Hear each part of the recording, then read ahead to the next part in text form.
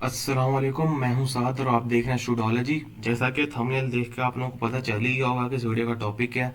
तो दोबारा इस पेज पे लिखना टाइम का वेस्ट है, तो इसलिए मैंने लिखा ही नहीं है।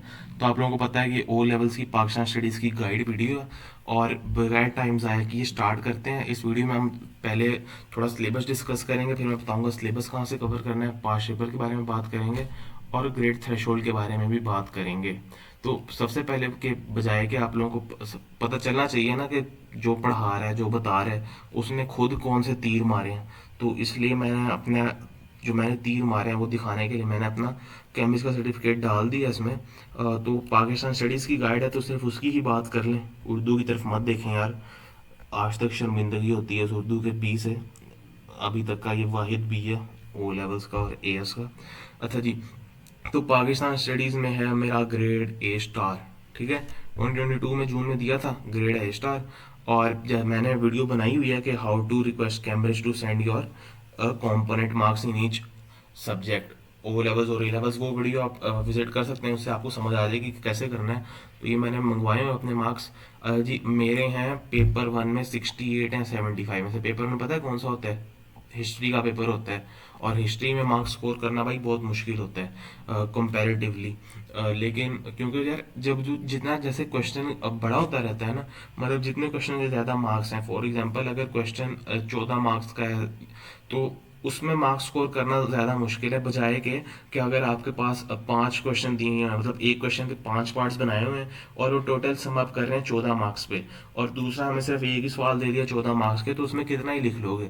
तो इसलिए वो थोड़ा सा जितने क्वेश्चन की लेंथ बड़ी हो जाती है ना, वैसे वैसे मार्क्स स्कोर करना हमारे लिए टफर होता रहता है। तो इसमें 68 मार्क्स स्कोर करना काफ़ी मुश्किल बात है, लेकिन चलो हो गए। तो ग्रेड आया इसमें ए हिस्ट्री में।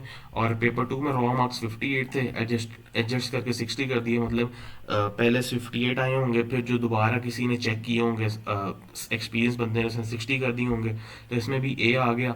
तो टोटल आ गए 128, कितने में से? 150 में से 128, और ग्रेड आ गया आराम से अपना ए स्टार। ठीक है, तो ये थे मेरे मार्क्स और ये था मेरा ग्रेड। अब बगैर टाइम वेस्ट किए चलते हैं। ये मैंने सिलेबस खोल लिया ओ लेवल्स की पाकिस्तान स्टडीज़ का 2026 का। ठीक है, तो पाकिस्तान स्टडीज़ का क्या मतलब है?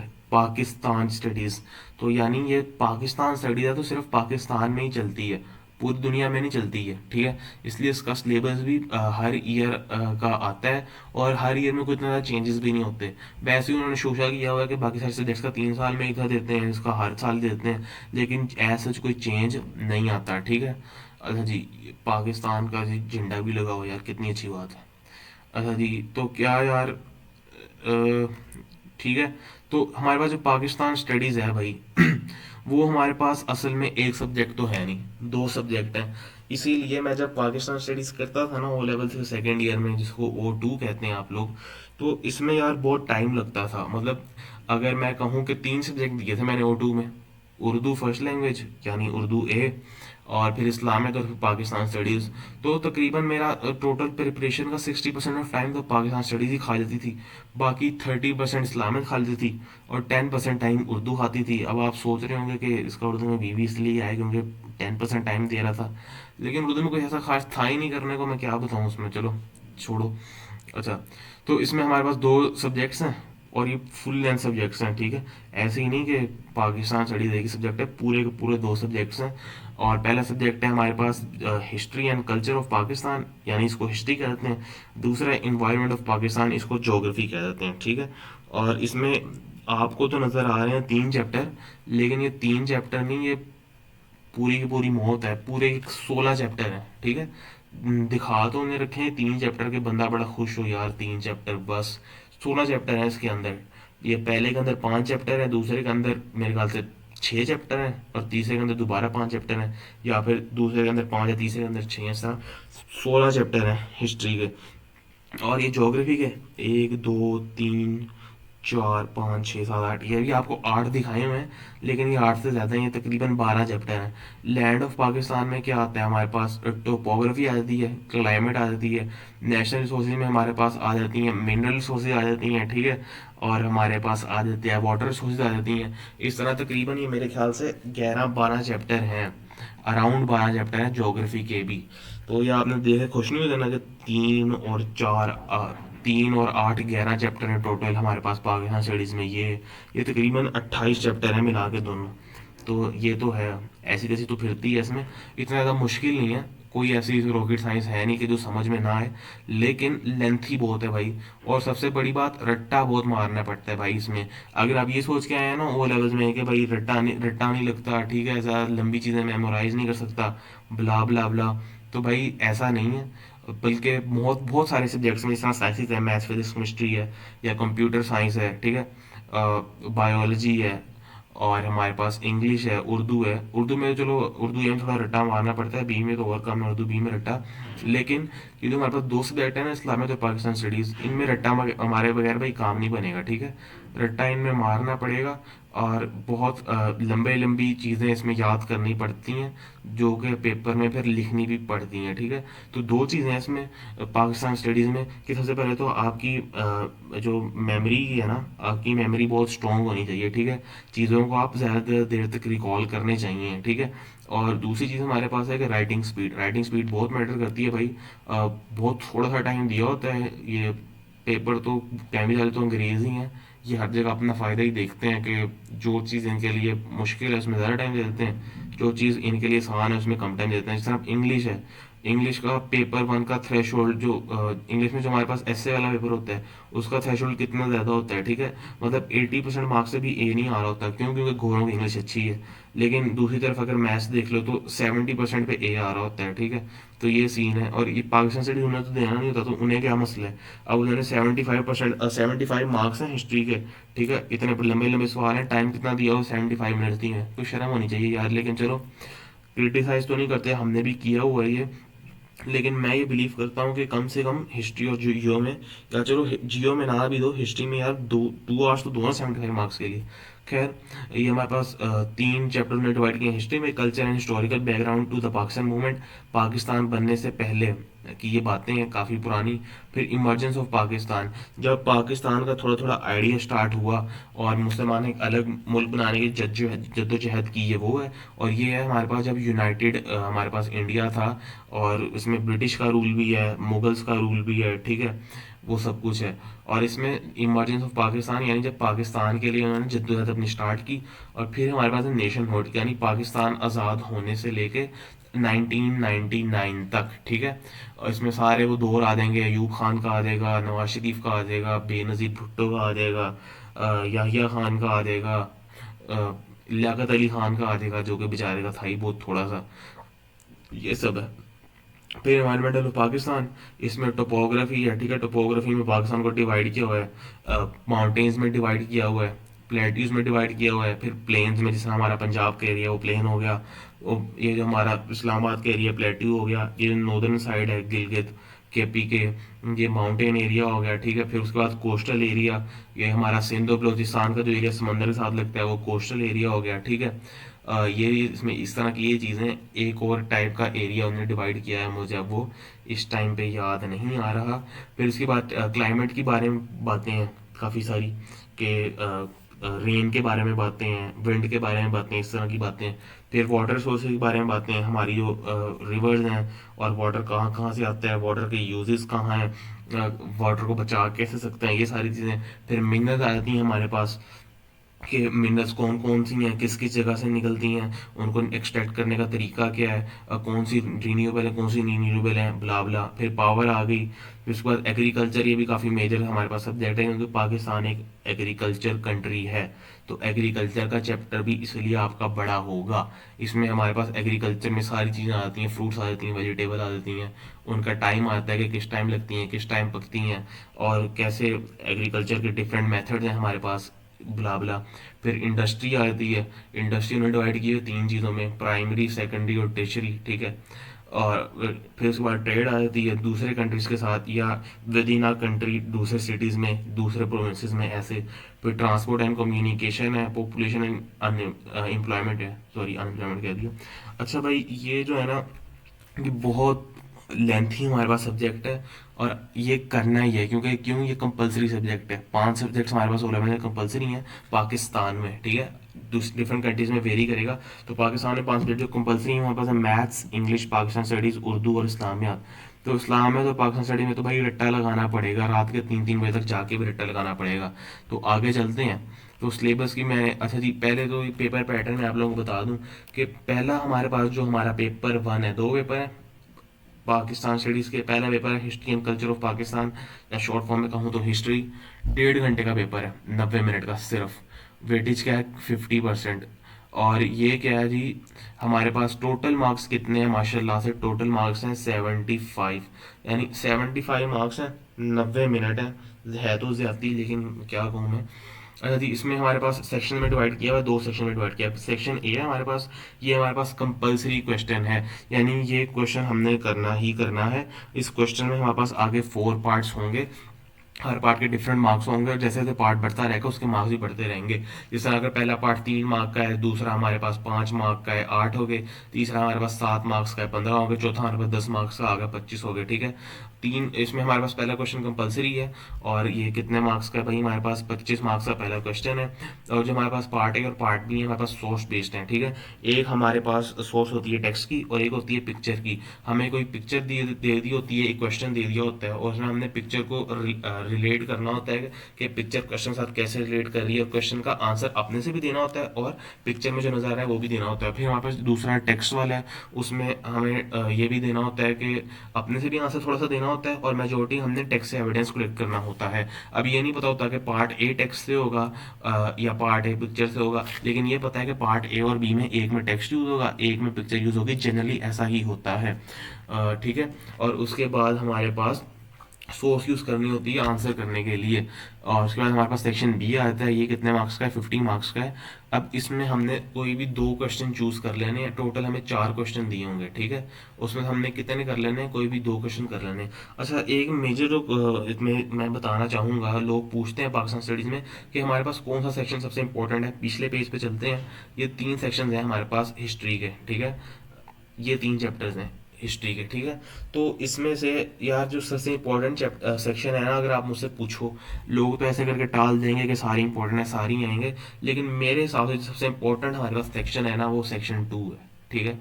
ये सेक्शन 2 बड़ा इंपॉर्टेंट है। हर बार इसमें से ऑलमोस्ट 2 सवाल आते हैं, 5 सवाल टोटल होते हैं। हर बार इसमें से तकरीबन 85% ऑफ द टाइम इससे 2 सवाल आते हैं, ठीक है। और कभी नेशनहुड से 2 आ गए, और ये कल्चर एंड हिस्टोरिकल बैकग्राउंड से 1 आ गया, या कल्चर एंड हिस्टोरिकल बैकग्राउंड से 2 आ गए, नेशनहुड से 1 आ गया। लेकिन 15% चांस ये भी है कि इमरजेंस ऑफ पाकिस्तान से 1 सवाल आए। तो मैं ये बता रहा हूँ कि जो मैंने 5 पेपर पैटर्न नोटिस किया है ना, तो उस हिसाब से सबसे इंपॉर्टेंट हमारे सेक्शन नंबर 2 है। लेकिन आप कोई भी सेक्शन छोड़ नहीं सकते। जिस तरह आपके पास चॉइस के क्वेश्चन है, मतलब आपके पास सेक्शन बी में 4 क्वेश्चन है, कोई 2 क्वेश्चन कर लिए, ठीक है। अब वो आपकी मर्जी है कि आपने जोन से मर्जी कर ली है, लेकिन आपको ये बिल्कुल भी नहीं पता कि आपके पास कंपलसरी क्वेश्चन किधर से आएगा। सेक्शन 1 से भी आ सकता है, कल्चर एंड हिस्टोरिकल बैकग्राउंड से भी आ सकता है। सेक्शन 2 से भी आ सकता है, इमरजेंस ऑफ पाकिस्तान से भी आ सकता है। और सेक्शन 3 यानी हमारे पास नेशनहुड से भी आ सकता है। तो इसमें कोई प्रिडिक्ट कर ही नहीं सकता, ठीक है। जो लोग प्रिडिक्ट करते हैं वो आपस में तुक्के मारते हैं, ठीक है। कैम्ब्रिज के दिमाग कोई भी नहीं समझ सकता। अब फॉर एग्जाम्पल अगर आप ये सोचो कि पिछले साल हमारे पास आया कंपलसरी क्वेश्चन आ गया नेशनहुड से, और उससे पिछले साल आ गया हमारे पास कल्चर एंड हिस्टोरिकल बैकग्राउंड से, तो इस साल हमारे पास लाजमी मजन ऑफ पाकिस्तान से ही आएगा। तो ये बिल्कुल भी ऐसा नहीं होगा, कोई फिक्स पैटर्न नहीं होता। ऐसा भी होता है कि कंजेक्टिव 2 साल में, फॉर एग्जाम्पल 2024 2025 एग्जाम्पल देना ऐसा हुआ नहीं था। ये साल मैंने एग्जाम्पल के लिए नहीं है। फॉर एग्जाम्पल 2024 2025 में दोनों में कंपलसरी क्वेश्चन हमें दे दिया उसने culture and historical background of Pakistan से। अब हमने सोचा था कि पिछले साल 2024 में आगे कल्चर एंड हिस्टोरिकल बैकग्राउंड से कंपलसरी सवाल, इस साल या तो इमरजेंस से आएगा या नेशनहुड से आएगा, इससे आएगा ही नहीं। तो ये बिल्कुल भी हमारे ना ये तुक्के हैं, ये ऐसी सोच है, इससे हमने अवॉइड करना है इस चीज़ से, ठीक है। और ये तुक्के लगाने छोड़ देना कि कंपलसरी सवाल किससे आएगा। तीनों के तीनों सेक्शन आपने पढ़ के जाने हैं, कोई भी सेक्शन छोड़ नहीं सकते, ठीक है। लेकिन ये हो सकता है कि एक सेक्शन आपका रहते से बहुत ज़्यादा स्ट्रॉन्ग हो, दूसरा सिर्फ स्ट्रॉन्ग हो, और तीसरा मॉडरेट हो। वीक कोई भी होना चाहिए, ठीक है। ये बिल्कुल ये किस्मत पे नहीं छोड़ के जाना कि मैं ये 2 सेक्शन कर रहा हूँ, पहला और दूसरा कर लिया, तीसरा छोड़ के जा रहा हूँ कि चॉइस पे छोड़ दूंगा। कंपलसरी सवाल आ गया भाई, फिर क्या करोगे। अगर चॉइस में तो चलो आ गया सेक्शन बी में तो छोड़ दोगे, लेकिन इधर से कंपलसरी आ गया फिर क्या करोगे। ऐसा भी होता है कि फॉर एग्जांपल आपने ये पहले और दो सेक्शन आप पढ़ के चले गए, तीसरा सेक्शन आपने छोड़ दिया। अब आपकी किस्मत अच्छी हुई कि आपका पहले या दूसरे में से ही आपका कंपल्सरी सवाल आ गया, और आगे आपके पास दो सवाल आ गए तीसरे सेक्शन से, और सेक्शन बी में आपके पास एक सवाल आ गया पहले सेक्शन से, एक सवाल आ गया दूसरे सेक्शन से। तो अब आपने सेक्शन 3 तो पढ़ा नहीं हुआ, तो उसके चॉइस के दो सवाल हैं, अब आप दोनों छोड़ोगे तो आपको जो आपके पास चॉइस तो रहेगी नहीं, फिर आपको ये दो ही करने पड़ेंगे। अब ये आपको गारंटी भी नहीं है कि जो आपको जो सवाल आया वो आपका इतना स्ट्रॉन्ग है कि नहीं, या कुछ ऐसे सवाल होते हैं उन पे इतना मटेरियल लिखने के लिए नहीं मिलता। तो इसलिए यार ये आपने तीनों के तीनों सेक्शन पढ़ के ही जाने हैं। बाकी सारी बातें आप छोड़ दें, गल्ले बातें हैं, ठीक है, छोड़ दें उनको। तीनों के तीनों सेक्शन पढ़ के जाने हैं, अच्छी तरह पढ़ के जाने हैं, कोई किस्मत पे नहीं छोड़ना, ठीक है। किस्मत बड़ी गंदी है, आपकी भी बहुत किस्मत गंदी है, मेरी भी किस्मत बहुत गंदी है, किस्मत भाई सबकी बहुत गंदी है, ठीक है। तो किस्मत पे तो छोड़ना नहीं है, किस्मत पे बिल्कुल भी भरोसा नहीं करना। किस्मत ने आपकी पीठ में खंजर ही घोंपना है हमेशा। तो आपने किस्मत पे नहीं बिलीव करना, तैयारी पे बिलीव करना है, ठीक है। तो ये हमारे पास ठीक है, ये हमारे पास हिस्ट्री। इसमें आगे हमारे पास आ गया 5 मार्क्स, 50 मार्क्स के दो क्वेश्चन हमने करने हैं। एक क्वेश्चन हमारे पास होगा 25 मार्क्स का, और चार क्वेश्चन दिए होंगे, चारों के चारों हमारे पास होंगे 25 मार्क्स के, ठीक है। कोई भी दो जो दिल करे, बेशक पहले क्वेश्चन तो कंपलसरी है, फिर 2 3 4 5 में से कोई भी दो कर लिया, 2 3 कर लिया, 2 4 कर लिया, 2 5 कर लिया, या 3 4 कर लिया, 3 5 कर लिया, या 4 5 कर लिया, जो भी दिल किया कर लिया। लेकिन शीट के ऊपर ना सही तरह मेंशन करना है, ऊपर थोड़ा सा बड़ा करके कि अगर मैं क्वेश्चन नंबर 4 कर रहा हूँ तो ये मेरा क्वेश्चन नंबर 4 कर रहा हूँ, और फिर आगे ये part A, part B, part C. अच्छा, अब इनमें ना आगे उनने हमारे पास क्वेश्चन को ब्रेक डाउन किया होता है। कंपलसरी में भी हमें पता है कि ब्रेक डाउन क्या होता है, इसमें भी पता है। कंपलसरी में ब्रेक डाउन होता है, पार्ट ए होता है 3 मार्क्स का, पार्ट बी होता है हमारे पास 5 मार्क्स का, पार्ट सी होता है 7 मार्क्स का, और पार्ट डी होता है 10 मार्क्स का। कंपलसरी में 90% ऑफ द टाइम या 95% ऑफ टाइम हमारे पास यही मार्क्स की डिवीजन होती है। और ये हमारे पास जो सेक्शन बी है, जो चॉइस वाले हैं, उनमें हमारे पास होते हैं 3 क्वेश्चन। तीन क्वेश्चन तो होते हैं 4, उसमें से 2 करने होते हैं, और हर क्वेश्चन में चारों में आगे 3 पार्ट्स होते हैं। पहला पार्ट होता है 4 मार्क का, दूसरा पार्ट होता है 7 मार्क का, और तीसरा पार्ट होता है हमारे पास 14 मार्क का, ठीक है। तो जो पहला पार्ट है हमारे पास 4 मार्क का, इसमें ना कोई इंट्रोडक्शन देना, ना कोई एंडिंग देनी, इसमें आपने डायरेक्ट आंसर देना है, बहुत लंबा आंसर भी नहीं देना, ठीक है। ये हमारे पास नॉलेज टेस्ट कर रहा होता है किसी एक इवेंट की। फॉर एग्जाम्पल पूछ लेता है कि बैटल ऑफ रावला कोर्ट में क्या हुआ था, तो इसमें आपने कोई इंट्रोडक्शन नहीं देनी, कोई एंडिंग नहीं देनी, डायरेक्ट आपने 4 5 6 सॉलिड अपने पॉइंट्स दे देने हैं, और तकरीबन 7 8 लाइन का ही आंसर होना चाहिए। फिर अगला हमारा 7 मार्क्स का है, ठीक है, और इसमें हमारी अंडरस्टैंडिंग और नॉलेज को चेक करता है। इसमें आपने ब्रीफ सेंट्रो देना है 2 3 लाइनों का, और ब्रीफ आपने कंक्लूजन देना है 2 3 लाइनों का, और बीच में आपने पैराग्राफ बनाने हैं अपने, ठीक है। तो ये हमारे पास आएगा 4 नंबर का क्वेश्चन, एक पैराग्राफ में इसका आंसर देना है। 7 नंबर वाले का आंसर आपने देना है 3 पैराग्राफ में, और फिर आगे हमारा बॉस, सबसे इंपॉर्टेंट क्वेश्चन, 14 मार्क्स का क्वेश्चन। ये आपकी हर चीज़ टेस्ट कर लेगा, ठीक है। इवेल्युएशन भी चेक करेगा। इवेल्युएशन में क्या होता है कि आपको 2 3 सिनेरियो दे दिए, अब फॉर एग्जाम्पल आपको स्टेटमेंट दे दी, अब आपसे पूछता है कि आप इसे एग्री करते हो कि नहीं। तो अब आपने जो इवेल्युएशन करना है, इसमें आपने फॉर एग्जाम्पल अगर आप एग्री कर रहे हो, तो ये नहीं कि आपने सिर्फ आपने एग्री के हक में सारे पॉइंट दे दिए। आपने क्या करना है, पहले आपने हल्का सा इंट्रो दिया एक पैराग्राफ में 4 5 लाइनों का, ठीक है, ब्रीफ सा इंट्रो। फिर उसके बाद आपने बता दिया कि मैं एग्री करता हूँ, और आपने बता दिया कि मैं एग्री क्यों कर रहा हूँ। फिर 2 पैराग्राफ आपने उसके स्पॉट में दे दिए कि मैं एग्री इससे कर रहा हूँ, ठीक है। फिर आपने एक और पैराग्राफ बनाया, उसमें आपने बताना है कि इस स्टेटमेंट से डिसएग्री क्यों कर सकते हैं। जो लोग स्टेटमेंट से डिसएग्री कर रहे हैं, स्टेटमेंट को नहीं मान रहे, तो वो इस स्टेटमेंट को क्यों नहीं मान रहे, उसकी रीज़न दे देनी है चौथे पैराग्राफ में। और आखिरी पैराग्राफ में आपने कंक्लूड कर देना है कि ये ऊपर मैंने सारी बातें कर दी, तो अब मैं एग्री इसलिए कर रहा हूँ। और एक पॉइंट आपने अपना बचा के रखना है एग्री और डिसएग्री में, जो आपका स्ट्रॉन्गेस्ट पॉइंट है वो आपने अपने कंक्लूजन में बताना है कि मैं इसलिए एग्री या डिसएग्री नहीं कर रहा, ठीक है। या तो आप ऐसा कर सकते हो कि सारे के सारे पॉइंट्स आपने ऊपर एग्री डिसएग्री में बता दिए, और फिर कंक्लूजन में आपने वही पॉइंट्स रिपीट कर दिए। नहीं तो अगर आपके पास ज़्यादा पॉइंट्स आ रहे हैं, तो आप ऐसा कर सकते हैं कि ऊपर आपने अपने सारे ऊपर पॉइंट्स लिख दिए, एक एक पॉइंट बचा लिया एग्री और डिसएग्री में, वो अपने कंक्लूजन में साथ लिख दिया।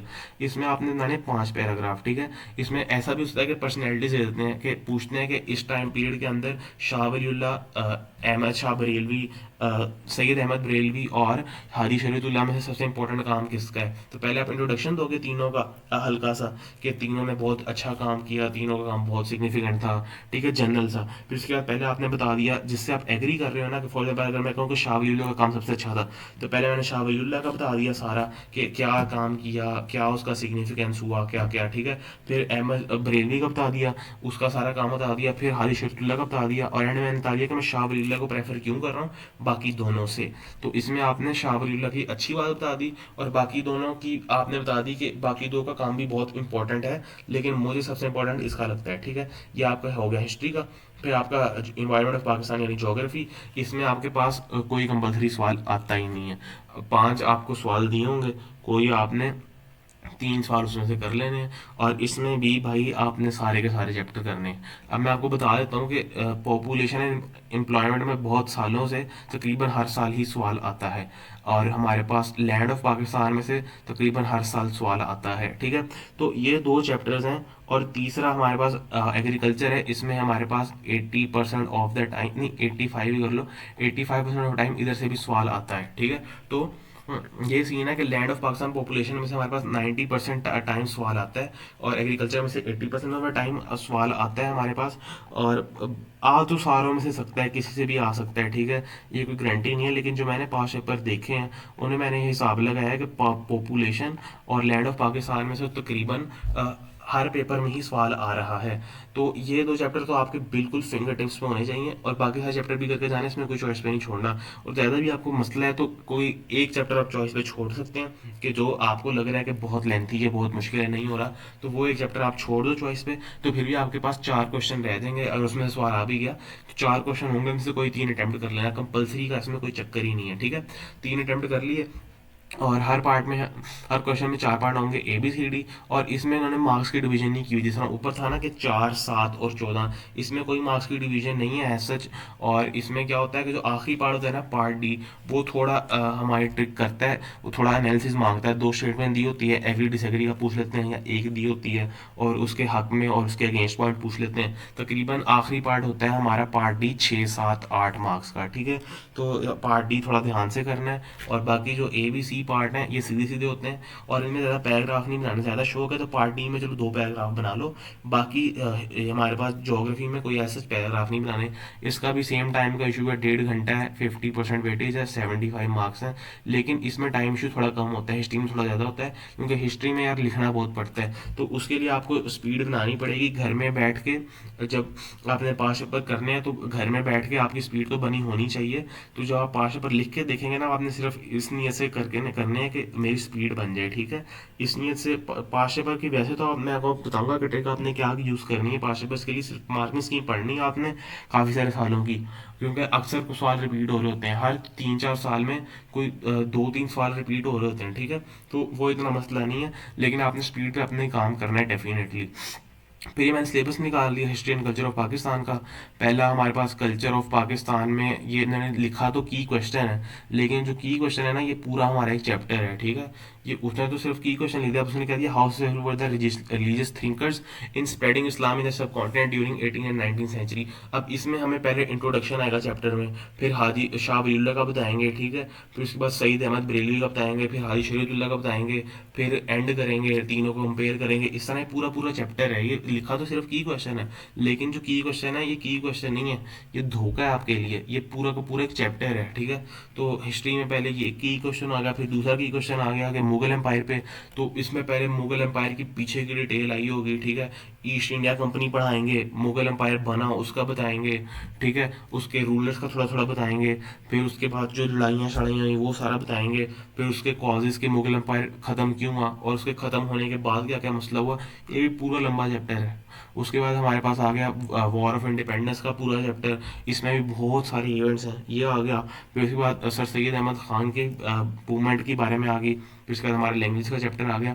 तो ये तो की क्वेश्चन है, ये की क्वेश्चन आपके लिए एक धोखा है, एक फ्रेब है। आपने इसके धोखे में नहीं आना कि आपने सिर्फ ये क्वेश्चन आपने चैट जीपीटी पे डाला कि जी to what extent have Urdu and regional language contributed to the cultural development of Pakistan since 1947। तो इस धोखे में नहीं आना कि आपने एक क्वेश्चन लिखा, चैट जीपीटी डाल दिया, उसने आंसर दिया, आपने रजिस्टर पे कॉपी किया, आपने याद कर दिया, तो जी पूरा पूरा चैप्टर हो गया। भाई ऐसा नहीं है, इसके लिए बुक्स हैं, बुक्स भी मैं आगे आप लोगों को बताऊंगा कौन सी यूज़ करनी है। तो ये क्वेश्चन नहीं है, चैप्टर ही है पूरा। फिर इमरजेंस ऑफ पाकिस्तान देखो, मैंने बताया था ना कि इसमें 5 उसने की क्वेश्चन लिखे हैं, यानी 5 चैप्टर है हमारे पास। जो हमारा पहला सेक्शन है, पहला सेक्शन कौन सा है अपना, culture and historical background of Pakistan movement का चैप्टर है, ठीक है, सेक्शन। अच्छा जी, ये हो गया। फिर उसके बाद इमरजेंस ऑफ पाकिस्तान का आ गया जी। इमरजेंस ऑफ पाकिस्तान, इसमें how far did Pakistan Pakistan movement के बारे में पूछ लेंगे। फिर खिलाफत मूवमेंट के बारे में अगला चैप्टर है। फिर उसके बाद पाकिस्तान मूवमेंट इन ईयर्स के दरमियान है, इसमें काफ़ी सारे इवेंट्स हुए हैं, ठीक है, राउंड टेबल कॉन्फ्रेंसेज हुई हैं, ब्ला ब्ला ब्ला ब्ला, ठीक है। और फिर उसके बाद ये आ गया 1940 1947 के दरमियान आ गई है, वर्ल्ड वॉर भी आ गई, इसमें गांधी जी ने टॉक्स आ गई, पाकिस्तान रेजोल्यूशन आ गई, डायरेक्ट एक्शन डे आ गया, थर्ड जून प्लान आ गया, इंडिपेंडेंस एक्ट आ गया, बहुत सारी चीज़ें। तो रट्टा तो भाई फुल लगाना पड़ेगा। और रट्टा ऐसा नहीं है कि एक दफ़ा पढ़ लिया तो बस हो गया, बार बार रट्टा रिवाइज करना पड़ता है। तकरीबन 8-9 दफ़ा रिवाइज करके जाना पड़ता है, फिर याद होती है चीज़, ठीक है। तो इससे जान नहीं छूटेगी भाई, ये आपके पीछे पड़ जाएगा, आप जितना दूर से भागोगे आपको चारों तरफ से घेर लेगी ये हिस्ट्री, ठीक है, स्पेशली हिस्ट्री। इसमें भाई बहुत रट्टा है। फिर उसके बाद ये इसका आखिरी चैप्टर, 5-5 चैप्टर हो गए इनमें, टोटल 10 चैप्टर हो गए आपके। फिर नेशनहुड है, इसमें हमारे पास इंडिपेंडेंट नेशन बिटवीन 1947 और 48 आ गया, क्योंकि 48 में जिना फोत हो गए थे। अच्छा जी, उसके देखो आगे ये स्पेसिफाइड कंटेंट कितने सारे हैं। फिर आ गया Pakistan chief stability after death of Jinnah. फिर आ गया ईस्ट पाकिस्तान और फिर बांग्लादेश हमसे सेपरेट हुआ, काफ़ी ट्रेजिक स्टोरी है। आज भी उन्हें भी फील, उन्हें शायद ना फील होता, वो तो खुश होंगे, लेकिन कंट्री में हमें फील होता है कि दो हमारे पास अगर जितना अभी पॉपुलेशन से डबल पॉपुलेशन होती तो मे बी हम इससे बहुत आगे होते। अच्छा जी, ठीक है। फिर की क्वेश्चन नंबर 14 आ गया। फिर आ गया की क्वेश्चन नंबर 15। और ये आ गया की क्वेश्चन नंबर 16। ये बहुत लंबा चैप्टर है 16 वाला। How important has Pakistan role been in world affairs since 1947। इसमें भाई पाकिस्तान के रिलेशंस हैं, Pakistan as a nuclear power है, फिर पाकिस्तान के रिलेशन बांग्लादेश के साथ, इंडिया के साथ, अफगानिस्तान के साथ, ईरान के साथ, चाइना के साथ, रशिया के साथ, USA, UK, Commonwealth, United Nations, ठीक है। ये बहुत लंबा चैप्टर है, हर कंट्री के साथ अलग अलग रिलेशन है, लेकिन जो मेजर कंट्रीज है ना मैं आपको बता देता हूँ। मेजर कंट्री हमारे पास एक इंडिया है, ये बड़ा मेजर कंट्री है। फिर न्यूक्लियर पावर, ये बड़ा मेजर टॉपिक है, ठीक है। अफगानिस्तान, बांग्लादेश, ईरान, ये भी हमारे पास क्वेश्चन पे आया हुआ है, लाजमी आया हुआ है, 7 मार्क्स का भी आया हुआ है, और एक था 14 का भी आ गया था शायद, लेकिन ये इतने मेजर नहीं है। फिर चाइना मेजर है अपने पास, ठीक है। फिर हमारे पास रशिया भी मेजर है। फिर इधर यूएसए, यूके, कॉमनवेल्थ, इस पे भी सवाल कम ही आता है, यूएसए पे आता है, अकेला आ जाता है, तो इसको भी मैं मेजर में डाल देता हूँ, ठीक है। फिर उसके बाद यूनाइटेड नेशंस के साथ हैं, ये सब कुछ है। तो ये हमारे पास सीन था। अच्छा जी, ये हिस्ट्री का सिलेबस है। अब जियो का सिलेबस आ गया। पहले जो हमारा लैंड ऑफ पाकिस्तान था उसमें आ गई नेचुरल टोपोग्राफी, फिर क्लाइमेट आ गया, ठीक है। फिर हमारे पास ये 2 चैप्टर्स हैं, लैंड ऑफ पाकिस्तान में लिखा हुआ लगता है एक है, ये बहुत लंबे लंबे चैप्टर हैं, दोनों मिला के 60-70 पेज के चैप्टर हैं भाई, ठीक है। और ये सारा करके फिर आपके पास नेचुरल रिसोर्स में वाटर आ गया। और फिर फॉरेस्ट, फॉरेस्ट मैं भूल ही गया पहले बताना। और मिनरल रिसोर्सेज और फिश भी बताना भूल गया। और मैं बता रहा था ना आपको कि 12 चैप्टर हैं आपके पास, लेकिन मैंने उस पर 8 लिखे हुए थे, मैंने आपको टोटल उसमें ब्रेक करके 10 ही गिनवाए थे। उसमें मैं आप लोगों को बताना भूल गया कि भाई फॉरेस्ट और फिश भी चैप्टर हैं हमारे पास नेचुरल रिसोर्सेज के अंदर। तो ये आपको सिर्फ ना फंसाते हैं, धोखा देते हैं कि आप देखेंगे 11 चैप्टर है मस्त, ठीक है, आसान काम है। 28 चैप्टर है भाई पाकिस्तान स्टडीज़ में, और लंबे लंबे हैं सारे, रट्टा मारना पड़ता है फुल। जियो भी ऐसा नहीं है कि सारा समझ लिया तो हो गया, जियो में भी 50% रट्टा है, 50% समझ है जियो में भी, ठीक है। बातें याद रहेंगी तो ही लिख सकते हो। उधर बैठ के अपने जोड़ तोड़ करने लगोगे तो टाइम नहीं होता भाई। 75 मार्क्स हैं और 90 मिनट्स हैं, बिल्कुल टाइम नहीं मिलता। तो रट्टा मारना पड़ेगा, 8-9 दफ़ा रिवाइज करके जाना पड़ेगा। पहले पढ़ा, फिर एक हफ्ते बाद रिवाइज कर लिया, महीने बाद रिवाइज कर लिया, फिर जब टेस्ट हुआ रिवाइज कर लिया, जब पेपर हुआ रिवाइज कर लिया, फिर मॉक्स हुए रिवाइज कर लिया, 2 दफ़ा मॉक्स होते हैं, प्री मॉक्स मॉक्स, दोनों में रिवाइज कर लिया, फिर आपके पेपर आया उसमें आपने रिवाइज कर लिया, तो 7-8 दफ़ा हो जाता है। जियो में टाइम का इतना मसला नहीं होता, क्योंकि जियो में इतना लेंथी लिखना नहीं होता। हिस्ट्री में टाइम का मसला हो सकता है, मेरे साथ तो नहीं हुआ था, मैंने काफ़ी प्रैक्टिस की हुई थी टाइम की, लेकिन हो सकता है। तो रट्टा मारना लाजमी है, उधर बैठ के कुछ भी सोचने का टाइम नहीं मिलेगा। फिर पावर है, उसमें सोर्सेज हैं, नॉन रीन्यूएबल्स हैं, रीन्यूएबल्स हैं, ये एक ही चैप्टर है। फिर एग्रीकल्चर है, एग्रीकल्चर सिस्टम्स हैं, crop life stock factor affecting production, ये भी एक ही चैप्टर है। फिर इंडस्ट्री डेवलपमेंट है, इसमें हमारी पहले कॉमन टर्म्स है। फिर सेकेंडरी टर्शरी इंडस्ट्रीज है, मैंने बताया था 3 इंडस्ट्रीज होती हैं, प्राइमरी सेकेंडरी टर्शरी, ठीक है। ये हमारे पास इंडस्ट्री का भी एक ही चैप्टर है। और फिर ट्रेड आ गया, एक्सपोर्ट इंपोर्ट। एक्सपोर्ट क्या होता है कि जो आप अपने मुल्क की चीज़ दूसरे मुल्क को बेच रहे हो और आपके मुल्क में पैसा आ रहा है उसकी बदले। और इंपोर्ट क्या होता है कि दूसरे मुल्क से चीज़ अपने मुल्क में ला रहे हो और बदले में उनको पैसा दे रहे हो, ये इंपोर्ट होता है, ठीक है। एक्सपोर्ट और इंपोर्ट में यही फ़र्क होता है। लोग ना काफ़ी कंफ्यूज होते हैं एक्सपोर्ट इंपोर्ट और इमिग्रेशन और इमिग्रेशन में, ठीक है। तो एक्सपोर्ट क्या है कि मुल्क से बाहर सामान जा रहा है और पैसा मुल्क के अंदर आ रहा है। इंपोर्ट क्या है, मुल्क के अंदर सामान आ रहा है, पैसा मुल्क से बाहर जा रहा है। और ये हमारी होती है इमिग्रेशन, जो शुरू होती है ई से, EMI। वो पॉपुलेशन के चैप्टर में उसमें बता देता हूँ यार, इधर क्यों सेपरेट बताने लग गया मैं। फिर पाकिस्तान के ट्रेडिंग पार्टनर्स हैं। फिर ट्रांसपोर्ट एंड टेलीकम्युनिकेशन, ये एक अलग चैप्टर है। Internal transport, international transport, telecommunication, ठीक है। और फिर पॉपुलेशन का चैप्टर है, पॉपुलेशन में स्ट्रक्चर एंड ग्रोथ है, ठीक है। और एजुकेशन वगैरह आती है, सोशल लाइफ आ जाती है। फिर हमारे पास है मूवमेंट ऑफ पॉपुलेशन, इसमें हमारे पास पॉपुलेशन की मूवमेंट है, पॉपुलेशन की मूवमेंट होती क्यों है, उसकी रीजंस हैं, ब्ला ब्ला।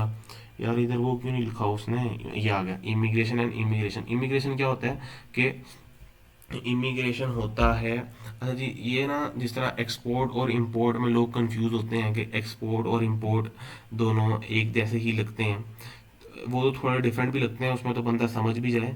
लेकिन इमिग्रेशन एंड इमिग्रेशन में बंदा बहुत कंफ्यूज होता है। तो ये इमिग्रेशन है हमारे पास ई वाली, ये होता है the act of living one's own country to settle permanently in other country moving abroad, यानी आप मुल्क से बाहर जा रहे हो तो ये आपका ई वाला इमिग्रेशन हो गया, ठीक है। और अगर आप मुल्क के अंदर आ रहे हो तो एक मिनट, इमिग्रेशन आई वाला। अच्छा जी, अगर आप action of coming to live permanently in a foreign, और अगर मुल्क के अंदर कोई चीज़ आपके आ रही है तो वो है इमिग्रेशन, ठीक है। तो इन दोनों में ये फ़र्क है। अच्छा जी, फिर पॉपुलेशन का चैप्टर, डिस्ट्रीब्यूशन है, एम्प्लॉयमेंट है, अनएम्प्लॉयमेंट है, ब्ला ब्ला ब्ला।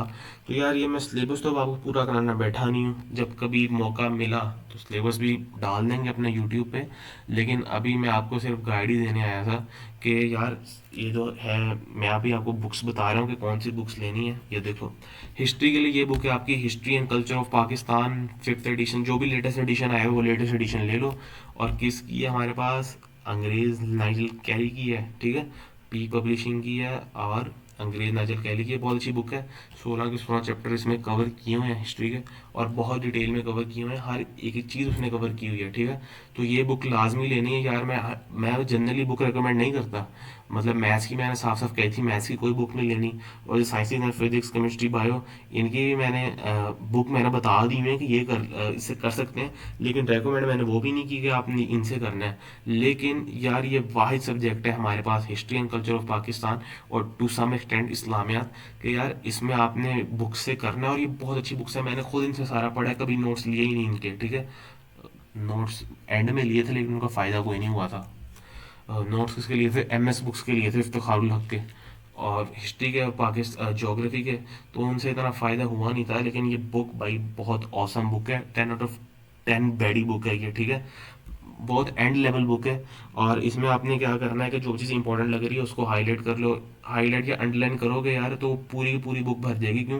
क्योंकि यार हम लोगों को लगता है कि हर चीज़ ही इंपॉर्टेंट है, तो पूरी पूरी बुक हम हाईलाइट करने पर लग जाते हैं। आपने ऐसा नहीं करना, आपने एक टॉपिक खोला, एक पैराग्राफ पढ़ा, उस पैराग्राफ में से जो काम की चीज़ आपको लगी वो आपने याद कर ली, और पैराग्राफ आपने खुद ही ना पढ़ के अपने दिमाग में समराइज कर लिया कि इधर ये था। फिर जब आप अगली बार बुक खोलोगे ना और पैराग्राफ ही पढ़ोगे, नहीं पैराग्राफ, सिर्फ पैराग्राफ की तरफ देखोगे, तो पता चलेगा इधर मैंने ये चीज़ पढ़ी थी, ठीक है। तो ये बुक मैं हिस्ट्री के लिए रिकमेंड करता हूँ।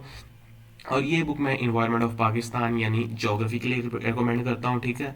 7th एडिशन है ये इसका, जो भी लेटेस्ट एडिशन आपका चल रहा है उस टाइम, 8th हो 9th हो जो भी हो, हिस्ट्री और जोग्राफी का लेटेस्ट एडिशन ही लेना है। बहुत ज़्यादा फ़र्क नहीं होता, लेकिन कुछ फ़र्क होता है, हाँ कुछ डाटा होता है तो वो पुराने ईयर्स का लिया होता है पुराने एडिशन की बुक्स में। ये जो नई एडिशन की बुक्स हैं इनमें नए ईयर्स का डाटा होता है, ठीक है। इस तरह फॉरेस्ट पाकिस्तान का कितना % कवर कर रहे हैं, पुरानी बुक लोगे तो वो पुराना परसेंटेज बताएगा, नई बुक लोगे तो लेटेस्ट परसेंटेज बताएगा, ठीक है। ये हमारी आंटी हुमाना सेठी आंटी ने लिखा है, ये बुक पब्लिश उन्होंने की है, पिक पब्लिशिंग की ही है। और ये दोनों पतली पतली बुक हैं, हिस्ट्री की बुक भी इतनी लंबी नहीं है और ज्योग्राफी की बुक इतनी लंबी नहीं है, लेकिन इनका ना पेज बड़ा होता है काफ़ी, तो एक पेज से बहुत सारा कंटेंट आ रहा होता है। तो वो आपने पूरी की पूरी बुक यार आपने रट्टा मार लो, मार सकते हो ना, और मार सकते हो कि नहीं मार सकते फर्क नहीं पड़ता, मारना है। इसमें आपने रट्टा मारना है। ज्योग्राफी में आपने इतना रट्टा नहीं मारना, तकरीबन 50% चीज़ें आपने रट्टा मारनी, 50% याद करनी है। हिस्ट्री में आपने 90% रट्टा ही मारना है, ठीक है। और पूरा पूरा मतलब वर्ड टू वर्ड याद करने की जरूरत नहीं है। मैंने जिस तरह बताया ना कि आपने एक टॉपिक खोला, उसके आपने एक दो पैराग्राफ पढ़ लिए, दिमाग में समराइज कर लिया कि इस पैराग्राफ में ये कह रहा है, और बस आपने वो याद कर लिया, ये ऐसा है, ठीक है। फिर उसके बाद जब आपने सारे का सारा अपना सिलेबस कर लिया अच्छे से, 4 5 6 7 दफ़ा रिवाइज कर लिया मज़े से, ठीक है। रिवीजन ऐसे नहीं कि एक ही दफ़ा बैठ के 6 7 दफ़ा रिवाइज कर ली, ऐसा ही नहीं।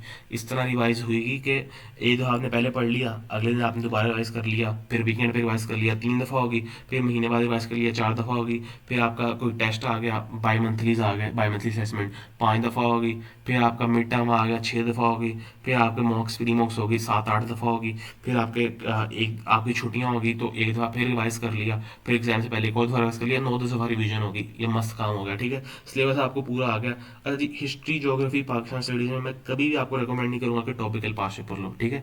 टॉपिकल पास पेपर करना history, geography, Pakistan studies, Islamiyat और even Urdu, it's a waste of time, ठीक है। बिल्कुल मैं अपने ऑनेस्ट रिव्यू बता रहा हूँ, कोई लंबी नहीं छोड़ रहा, या ये पैसे बचाने की बात नहीं कर रहा कि मैंने पैसे बचाए। बात ये है कि यार फ़ायदा ही कोई नहीं इनके टॉपिकल करने का। अगर आपने, क्योंकि इनमें सीधे सीधे सवाल आते हैं, कोई जिस तरह मैथ्स में या फिजिक्स में आपने कॉन्सेप्ट समझ लिया, तो फिर आपने उसको अप्लाई करना है, क्वेश्चन समझने हैं। इसमें वो चीज़ है ही नहीं, सीधे सीधा सवाल देगा, सीधी सी स्टेटमेंट होगी और रट्टा मारना होता है।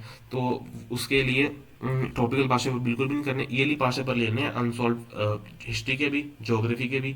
और करने कितने हैं भाई, बाकी तो मैं आपको मैथ्स के, साइंसेस के मैं रिकमेंड करता हूँ कि आपने 3 4 5 5 साल के अगर आपने कर लिए तो सफिशिएंट है।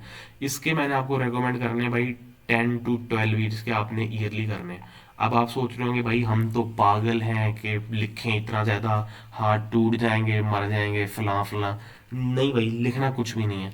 क्या करना है, सवाल खोला, दिमाग में माइंड मैप बनाया, ठीक है। और फिर साथ आपने माइंड मैप बनाया, और साथ में आपने माइंड मैप बना के फिर आपने मार्किंग स्कीम पढ़ ली, ठीक है। इसमें आपने बिल्कुल कोई ऐसा कुछ नहीं करना, मार्किंग स्कीम आपने पढ़ ली और आपने मार्किंग स्कीम को रट्टा लगा लिया। मार्किंग पहले सिलेबस को रट्टा लगाएंगे, फिर मार्किंग स्कीम में कोई एक्स्ट्रा पॉइंट होगा उसको रट्टा लगाएंगे, तो ये मस्त काम हो जाएगा। और मार्किंग स्कीम को रट्टा लगाना ही आपकी बेस्ट ट्रिक है।